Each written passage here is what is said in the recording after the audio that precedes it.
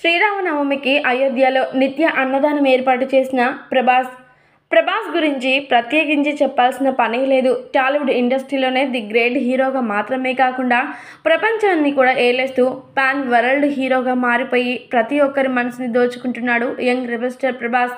ఇక మరీ ముఖ్యంగా చెప్పాలంటే ప్రభాస్ ఒక పక్క సినిమా షెడ్యూల్స్లో ఎంత బిజీగా ఉన్నప్పటికీ ప్రజాసేవలో, దైవ సేవలో ఆయన ఎప్పుడు ముందు వరుసలోనే ఉంటారని చెప్పడంలో ఎలాంటి సందేహం కూడా లేదు.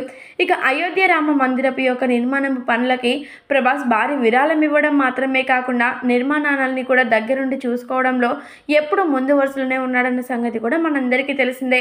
ఇక ఆ తర్వాత ప్రభాస్ అయోధ్యకి వెళ్ళాలని ఎంతగానో ప్రయత్నాలు చేసినప్పటికీ కొన్ని కారణాల వల్ల వెళ్ళలేకపోయాడు.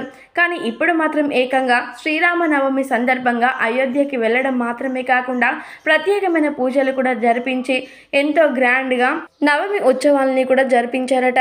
ఇక అది మాత్రమే కాకుండా అక్కడికి వస్తున్నటువంటి ప్రజలందరికీ కూడా ఎలాంటి ఇబ్బందులు కలగకుండా ఉండడం కోసం భోజనాల ఏర్పాట్లు, నిత్య అన్నదానాన్ని కూడా ఏర్పాటు చేశారట ప్రభాస్.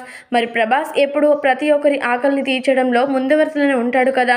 ఈ నేపథ్యంలోనే ఒక పక్క దైవ సేవని, మరొక పక్క ప్రజాసేవను చేస్తూ ఎంతో గొప్పగా నిత్య అన్నదానాన్ని ఏర్పాటు చేయడంతో ప్రభాస్ యొక్క పేరు మాత్రం ప్రపంచంలోనే మారుమ్రోగిపోతుందని చెప్పొచ్చు.